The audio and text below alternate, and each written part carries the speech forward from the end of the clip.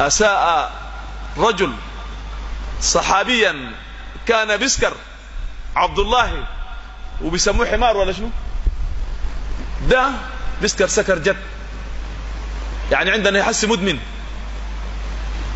والله نحن الواحد كان شاف سكران يشوف نفسه يا زول أعوذ بالله من السكارة. مرة نصحنا واحد في الحفلة، والله يا زول أدبنا أدب نمن عرفنا حاجة. أنا معي واحد قال لي اسمع زول السكران ده زول كبير نقدم له نصيحة، أنا ببدأ الآية وبلخبطها وإنت خش في النصيحة.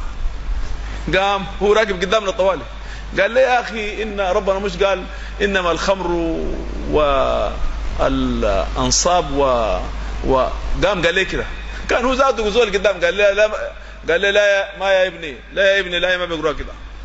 الخمرة دي قال لي نزلت فيها 3 آيات.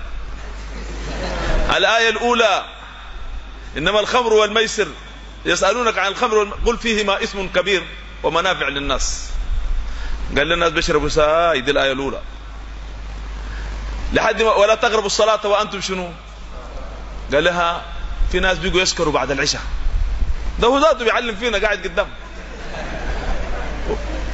قال لي لحد ما قال عمر بن الخطاب اللهم حدا شافيا فاصلا بالخمر، إما حلال فنشربها وإما حرام شنو فننتهي عنه. قال لحد ما جات ينتهون، قال ناس عمر بن الخطاب وناس منو والصحابة والناس التمام تمام قالوا انتهينا، لكن ناس نحن لسه.